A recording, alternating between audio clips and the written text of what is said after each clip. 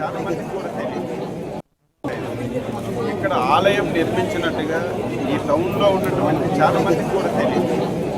అయితే ఈరోజు వెంకటేశ్వర స్వామికి ఇష్టమైనటువంటి ఏకాదశి కాబట్టి ఈ 4 మాసాల్లో వచ్చినటువంటి భక్తులు దీని మీద పెద్ద ప్రచారం లేకపోయినా ఒకరికొకరు మాట్లాడుకుంటారు.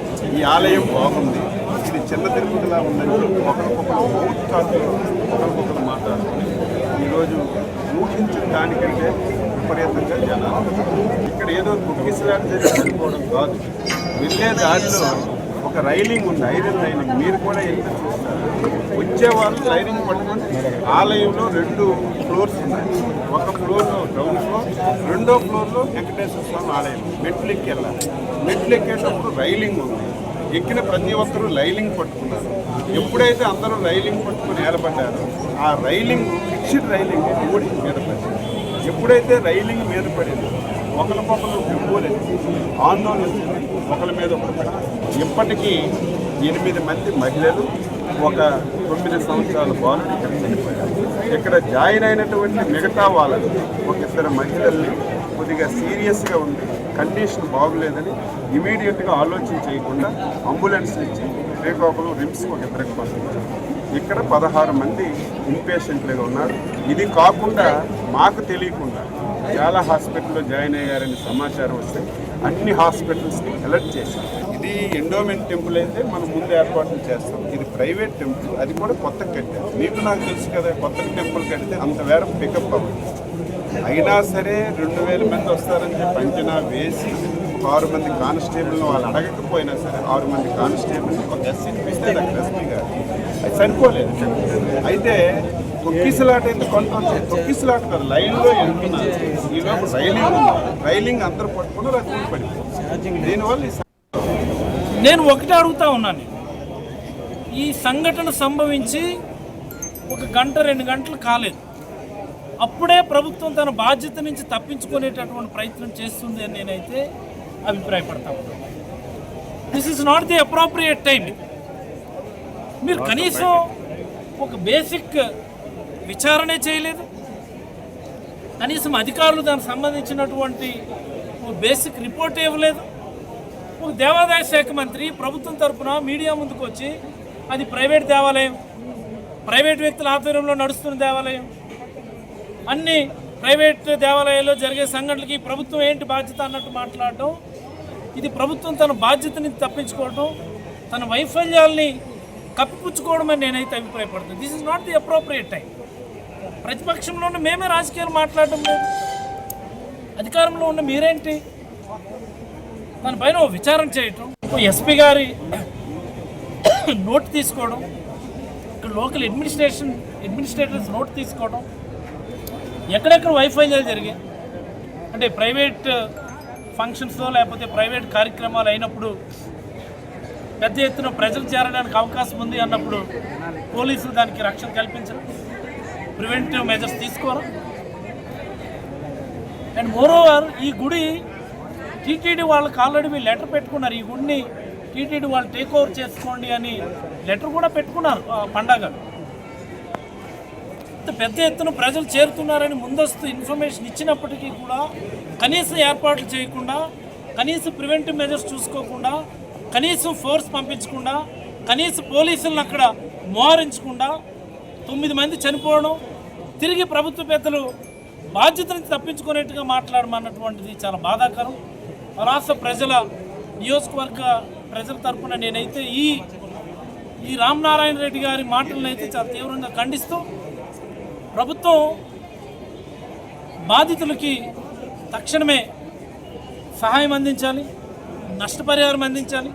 మరి అలాగనే అవసరమైనటువంటి గాయపడ్డ వాళ్ళకు కూడా నష్టపరిహారం అందించి ప్రాపర్ విచారణ చేసి బాధ్యులపైన చర్యలు తీసుకోవాలని నేనైతే కోరుతూ, తప్పించుకునేటటువంటి మాటలు మాత్రం దయచేసి ఏ నాయకుడు కూడా, అధికారంలో నాయకుడు దయచేసి ఎవరు కూడా ఆ రకమైనటువంటి వ్యాఖ్యలు చేయండి. ఇది మా పలాస ప్రజలకి చాలా సెంటిమెంట్. చిన్న తిరుపతిని మేము చాలా ప్రేమగా, చాలా వాట్ ఐ మీన్ ఒక డివైన్ ఫీలింగ్తో మేము చెప్పుకునేటటువంటి కూడా, అలాంటిది అది ప్రైవేట్ టెంపుల్ మాకేంటి సంబంధం అన్నట్టు మాట్లాడడం అనేది మాకు యాక్సెప్టబుల్ కాదని నేనైతే కోరుతున్నాను. ఇలాంటి దుర్ఘటనలు చనిపోయినటువంటి వాళ్ళ కుటుంబాల బాధ ఎంత వర్ణనాతీతంగా ఉంటుందో అందరికీ తెలిసినటువంటి విషయమే. కానీ ఇలాంటి పర్వదినాలలో భక్తుల తాకిడి పెద్ద ఎత్తున ఉంటుందని తెలిసి కూడా ప్రభుత్వం బాధ్యతారాహిత్యంగా వ్యవహరించటం అన్నదే ఇక్కడ అన్నింటికంటే పెద్ద సమస్య. మొన్న తిరుమలలో, ఆ తరువాత సింహాచలంలో, మళ్ళీ ఈ రోజున కాశీబుగ్గలో, ఈ మూడు కూడా విష్ణుమూర్తి ఆలయాలే. పండుగల రోజున చాలా పెద్ద ఎత్తున భక్తులు వస్తారని తెలిసి కూడా ఈ ప్రభుత్వం హిందూ ధర్మానికి, హైందవానికి మేము పెద్ద ఎత్తున కృషి చేస్తున్నామని మాటలు చెప్పేటువంటి కార్యక్రమాలే తప్ప ఎక్కడా కూడా ఏ రకమైనటువంటి శ్రద్ధ వహించాలా అన్నటువంటి విషయాన్ని పూర్తిగా మర్చిపోయి ఎంతసేపు వైఎస్ఆర్ కాంగ్రెస్ పార్టీ హయాంలో భక్తులకు అన్యాయం జరిగింది, ఆనాడు హిందూ వ్యతిరేక కార్యక్రమాలు జరిగినాయి, ఈ చెబుతూనే కాలం గడుపుతున్నారే తప్ప ఏ రకంగా భక్తులకు మెరుగైనటువంటి సౌకర్యాలు కలుగజేయాలా అన్నటువంటి ఆలోచన, ఆ ఇంగిత జ్ఞానం ఈ ప్రభుత్వానికి లేకపోవటం. తొక్కిసలాటలో తమ వారిని కోల్పోయిన వారు కన్నీరు మున్నీరుగా విలపిస్తున్నారు. బాధితులకు నీళ్లు తాగించాలన్న ఆలయంలో మంచినీరు అందుబాటులో లేదు అంటూ బాధపడుతున్నారు.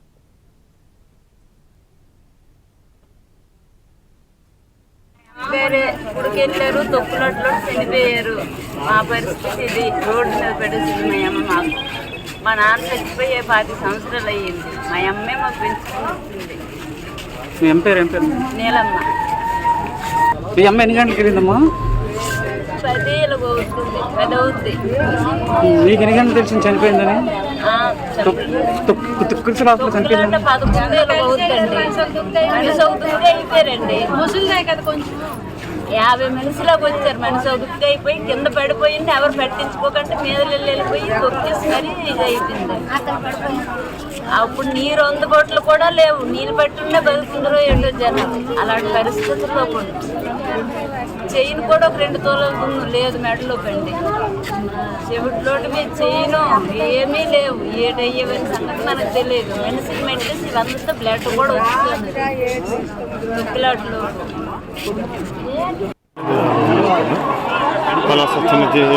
చిన్న తిరుపతి హాస్పిటల్ అనుకోలేదయ్యా. భక్తులు వస్తారు, హాయి దర్శనం చేసుకుంటారు, బాగా జరుగుతుంది అనుకున్నాం. అలాగే రోజు వచ్చేవాళ్ళు భక్తులు, చాలా బాగా జరిగేది. ఇప్పుడు సడన్ గా వచ్చారు, వెయిట్ చేస్తాం. అంతేగాని భక్తులు ప్రతిరోజు వచ్చేవాళ్ళు, భక్తులు దేవుడు దర్శనం చేసేవారు, ఆనందంగా వెళ్ళేవాడు. ఇవాళ సడన్ గా ఇంతమంది వస్తారు అనుకోలేదు. ఏంటి అంత ఒక్కసారి జనం వదిలిపోతే ఎవరికి నేనేం చేయాలి? మరి మీరు పోలీసులకు ఇంటిమేషన్ చేయలేదా? అంటే ఎప్పుడు జరగలేదు కదా, ఎందుకు అబద్ధాలు చెప్పాలంటే ఎప్పుడు జరగలేదు. సుమారు 10 నుంచి 30,000 మంది వచ్చారు కదా, పోలీసులకు ఇంటిమేట్ చేయలేదా? 30,000 వస్తారు నాకైతే తెలుసు. 10,000 వస్తారు అనుకున్నాం, కానీ 30,000 వస్తారు, 1,00,000 వస్తారు నాకు తెలుసా? అదేదయ్యా, అది మనకి ఇంత వస్తారని తెలీదు.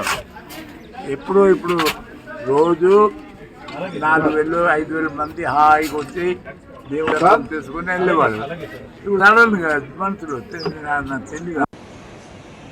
ఈరోజు శ్రీకాకుళం జిల్లాలోని కాశీబుగ్గ ప్రాంతంలో శ్రీ వెంకటేశ్వర స్వామి ఆలయం, అక్కడ ఇవాళ ఏకాదశి పర్వదినాన భక్తులు వేలాదిగా తరలి వచ్చి అక్కడ వెంకటేశ్వర స్వామిని దర్శించుకునే సమయంలో అక్కడ తొక్కిసలాట జరగడం, కట్టినటువంటి బ్యారికేడ్లు, క్యూ లైన్లు కూడా అన్ని బ్రేక్ అయిపోవడంతో ఒకరి మీద ఒకరు భక్తులంతా కూడా వాళ్ళ మీద ఒత్తిడి రావడంతో చాలా మంది ఒక అయోమయ స్థితిలో, ఎక్కడున్నామో ఏమీ తెలియని పరిస్థితిలో కింద పడిపోతే వాళ్ల మీద కొంతమంది జనం నడిచిపోవడం వల్ల తొక్కిసలాటలో దాదాపు 10 మంది చనిపోయినట్టు ఇప్పటికే సమాచారం వచ్చింది. మేము అన్ని వివరాలు కూడా ఇప్పటికే మా వ్యవసాయ శాఖ మంత్రి సోదరులు అచ్చెన్నాయుడు గారు, సోదరి శాసనసభ్యురాలు గౌతు శిరీష గారు అక్కడికే వెంటనే వెళ్లడం జరిగింది. అన్ని కూడా పరిశీలిస్తా ఉన్నారు. జిల్లా కలెక్టర్ గారు, దేవాదాయ శాఖ అధికారులందరూ కూడా అక్కడే పరిశీలించి వివరాలన్నీ కూడా సేకరిస్తూ ఉన్నారు. మొత్తం మీద ఇప్పటికి అందిన సమాచారంలో అయితే 10 మంది చనిపోయారని చెప్పి ఇప్పటికే సమాచారం వచ్చింది. గౌరవ ముఖ్యమంత్రి గారు కూడా వీటి మీద స్పందించి ఆదేశాలు ఇవ్వడం జరిగింది. మొత్తం మీద ఈ ఆలయం అనేటువంటిది ఇది ప్రభుత్వ ఆధీనంలో ఉన్నటువంటి ఆలయం కాదు. ఒక ప్రైవేటు వ్యక్తి తన సొంత నిధులతో నిర్మాణం చేసిన ఆలయం. దీని వివరాలు కూడా సరిగా ప్రభుత్వం దగ్గర లేవు. దేవాదాయ శాఖ కానీ ఇతర జిల్లా అధికారులకు కూడా ఆ నిర్మాణం చేసిన వ్యక్తి ఈ ఆలయ వివరాలు ఇవ్వకుండా ఇవాళ ఏకాదశి పర్వదినాన దాన్ని ప్రారంభించుకుని ఎక్కువ మంది భక్తులు రావడం జరిగింది. ఆ ఆలయ పరిధి కేవలం 2-3 వేలు మాత్రమే సరిపోయేటువంటి ఆలయం. కానీ ఈరోజు ఈ ఏకాదశి కారణం కార్తీక మాసం వల్ల దాదాపు 25,000 మంది పైన జనాభా వచ్చారని, అందులో సరైన క్యూ లైన్ లేకపోవడంలో తొక్కిసలాట జరిగిందని ఇప్పటి వరకు మాకు అందుతున్న సమాచారం. కానీ ఏదేమైనా అంతమంది భక్తులు చనిపోవడం అనేటువంటిది చాలా బాధాకరం. వారి కుటుంబ సభ్యులకి రాష్ట్ర ప్రభుత్వం తరఫున దేవాదాయ శాఖ తరఫున వారికి ప్రగాఢమైన సానుభూతిని తెలియజేస్తూ ఇప్పటికే క్షతగాత్రులైన వాళ్ళందరినీ కూడా అన్ని ఆసుపత్రులకు తీసుకెళ్లి వాళ్ళకి కావలసినటువంటి మెరుగైన వైద్యం అందించాలని, మరి ఎటువంటి ఎక్కువ మంది ఇంకా దానిలో ఇబ్బంది పడకూడదని చెప్పి అధికారులకు ఇప్పటికే ఆదేశాలు ఇచ్చాం. ఇంకా ఎలా ఉంటుంది సమాచారం అనేది మా వ్యవసాయ శాఖ మంత్రి వారు, జిల్లా కలెక్టర్ గారు, శాసనసభ్యులు అక్కడే ఉన్నారు కాబట్టి వారు ఇచ్చే సమాచారం తీసుకుని మళ్ళీ పలాస నియోజకవర్గం శ్రీకాకుళం జిల్లా కాశీబుగ్గులో ఒక టెంపుల్, వెంకటేశ్వర టెంపుల్ ఎంతో మనందరికీ తెలుసు. కార్తీక మాసం ఏకాదశి రోజు ప్రతి ఒక్కరూ కూడా వెంకటేశ్వరం దర్శించుకోవడం జరుగుతూ ఉంటుంది.